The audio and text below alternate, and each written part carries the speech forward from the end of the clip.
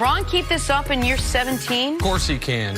Whether or not you agree that he's the greatest basketball player of all time, he is the greatest athlete. Okay, that's fine, but he is the greatest athlete to ever play basketball, and that is undeniable. I'd say he's the greatest athlete ever, but Serena Williams and Usain Bolt might have something to say about that.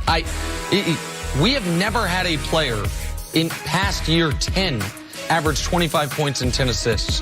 He is doing it in year 17, and he's doing it on both ends. Chris Broussard for the best team in the NBA. And he's doing it in year 1 as a point guard. He's become the point guard and become the best point guard in the league. I didn't think he'd lead the league in assists. I thought he averaged 9, maybe 10. He's up around 11, having a tremendous season. And LeBron's competitiveness gets underrated because he passes the ball. He shares the ball. He's not like Michael Jordan or Kobe Bryant in his demeanor, but he is incredibly competitive. And I think this offseason, when everybody said he's no longer the best player in the world, everybody said he's going to be 35. Yes, it got to him, and he's showing it. All right, on to the Blazers and the Bulls battling in Chicago. And Carmelo Anthony had his breakout game. Finished with a game-high 25 points to go along with 8 boards. Blazers win 117-94. Nick, how'd Melo look last night? Looked great. Was efficient, which is going to be the key word for Carmelo. We know he's not going to be a great defender. He wasn't in his prime. He certainly isn't going to be in his year 17. The question is, can he be an efficient scorer, not just a volume scorer? He was last night, and it was a great moment for him. And important, this would have been a horrific loss for the Blazers, and they probably would have lost without Melo last night. I'm happy for Melo. Great game last night. But look, he's got to continue. It's not 25 and 8. But he's got to continue to play well, as you said, Nick, efficiently, and help the Blazers get to the playoffs. They should be a playoff team in the West, and he's got to help them get there for this to end well for them. The Philadelphia 76ers were up in Toronto to face the Raptors. Last time Joel Embiid was north of the border in a basketball setting, he left in tears. And last night wasn't much better. Embiid finishing 0 for 11 from the field, 0 for 3 from the free throw line. So quick calculations gives me 0 points on the night for Joel Embiid. Sixers lose 101-96. Nick, we got to have this conversation about Joel Embiid. Did we overrate him? Well, where did we rate him? Because going into the year, I said, and I don't have to list them, there was a clear-cut top 8 players in the league if healthy. Steph was healthy. KD, we included him in it because we knew who those 8 guys were all battling. They're basically, those 8 guys were the guys everyone says are top 5 players. Embiid was the first man out of that. He was, I think, considered a top 10 guy, and so you had him as the best center. Well, I had Anthony Davis in the top 8. What is Anthony Davis? But yes, better than Jokic. Okay, better than Jokic and an MVP candidate. A guy that the only person in the East who gave him trouble defensively, the Sixers acquired, and now Horford, because Horford actually could defend him well. And yeah, it's disappointing. And I understand the Sixers have issues that aren't about Joel Embiid. They have not replaced Jimmy Butler's late game scoring, and Ben Simmons continues to be a plague on them at the end of games.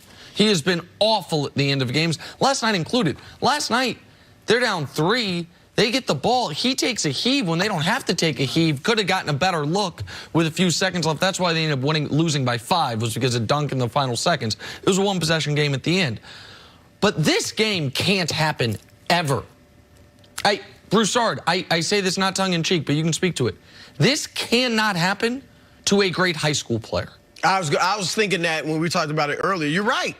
High school, college, pro, a great player has. I can't think of one who's ever been scoreless. The best player on your team, not the scoreless. Scoreless. You listen.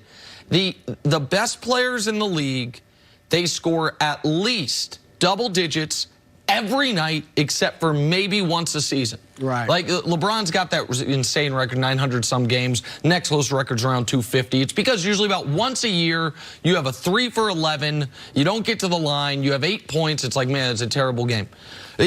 To go over in a close game, it'd be one thing if it's against a rival. Against a rival where you were, like Jenna mentioned, you were devastated the year before. It'd be one thing if it were a blowout. Like they were down 32 at the half. He had a bad first half, barely plays in the second half. It's like, okay, he was 0 for 5, didn't score. It'd be awful. But to play 32 minutes in a one-possession game throughout, a game where there are 21 ties or lead changes, and to not score, it's I've never seen it happen in the NBA. It's unfathomable. When I read it, I thought it was, because I didn't see the game. Thought he got hurt or in foul trouble? Yeah, I thought it was a misprint. How in the world does a great player go scoreless? I mean, it's unbelievable, but you look at the highlights that we were showing. You can see why a 7-footer would go scoreless. He's taking 3-pointers. He's, handling the ball, taking long twos. Where are the post-ups? Look at this. I mean, that's why you go scoreless as a 7-footer. It's nice that occasionally he can step out and hit the 3. You saw that post up in the turnaround kind of fadeaway 3. None of this stuff is at the rim. And if you're missing shots like this, you have to be smart enough. And look, I'll give Brett Brown credit, but you got to tell him, why hasn't Brett Brown put him down there in the block? There you see one, he tries to make a move, but get him down low, get him fouled at the very least, or let him score. Very few people. Now, Marc Gasol is a good defender. Serge Ibaka didn't even play, okay? So for this to happen in this game, as far as him being overrated, look, he's still a very good player. I think Jokic is a better center, but he's at least the second best. Think about how many guys, though, from 2 years ago to right now, though, have leapt him in the hierarchy. Giannis and he were close. Giannis is now worlds ahead of him. Luka wasn't in the league. Luka's worlds ahead of him. Jokic is now ahead of him, right? Like you just said, you think Jokic is better than him. Paul George was not considered better than him 3 years ago, or that he was the direction Embiid was going. Paul George is now undeniably better than him. Kawhi, when healthy, was always better than him. We now know he is. Forget Harden, forget LeBron, forget it's. His shot selection is poor, and a lot of that's got to be on the coaching staff. He's shooting 45% from the floor. Very few big men can stop him down low. Why isn't he punishing people on the block? That's a problem not only for Embiid, but for the coaching staff. But listen, 0 points is... And I give the Raptors credit. That not only are they 12-4 post-Kawhi, Lowry's been hurt. You mentioned that Ibaka's out. LeBron had his worst game of the season against them. Kawhi had his worst game of the season against them. And LeBron and Kawhi, both in those games, midway through the fourth quarter, were in single digits, both of them.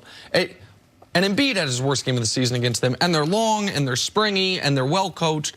But 0 points can't happen at any level of basketball. And I've never seen it happen in the NBA for a guy who we think one day could be a true MVP of the league. I know neither of you had the Sixers coming out of the East, but it's undeniable. I did. Oh, you did have the Sixers coming out of the East. It's undeniable this has been a disappointing season, at least thus far into the season. And everyone in the world had them in the conference finals.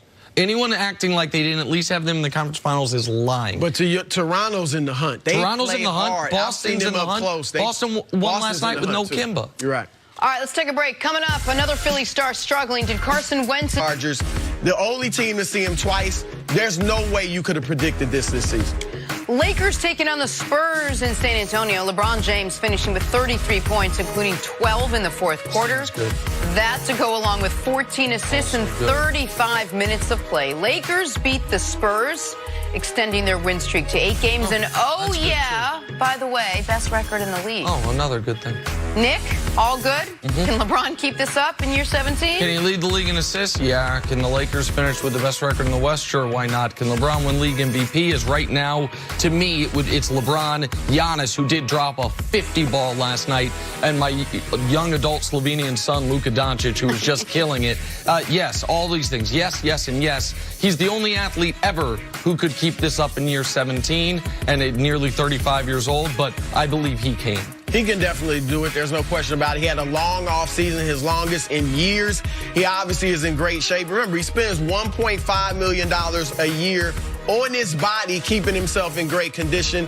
Let's not let Kawhi Leonard's load management become the norm. LeBron's minutes are down from what they usually are, 35 minutes a night. So to him, that's load management, okay? I love the fact that he's taking the regular season seriously.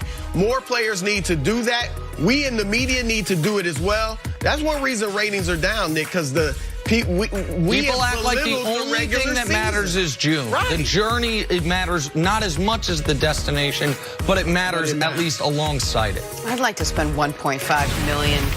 Scotty. Sixers taking on the Raptors. Tough night for Joel Embiid, unless you think the best player on the team shouldn't score a single point.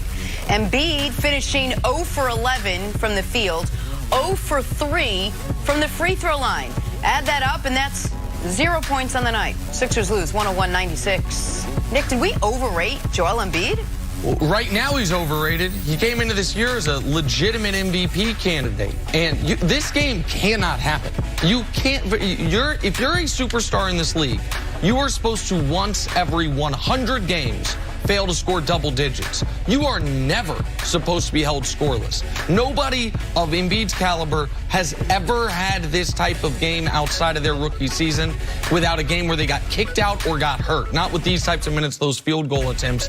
And the team needs him desperately right now. The Sixers are disappointing, and Joel Embiid got to stare himself in the mirror for quite some time. I don't think he's overrated. I think he's still, one of the 2 or 3 best centers in the league, best big men in the league. But I agree with you, Nick. Like, last night, I am astonished. I mean, as you said, if you get 10 points, a player of his caliber, you get 10 points. As you said, maybe single digits. That's surprising. 0? 0? It cannot happen. One thing it tells me, and I know he shot 4 3-pointers, you were not down low enough. Because if you're down low, at least you're going to get fouled. Yep. And maybe you can hit a free throw or something. But that is astonishing. It speaks to this team.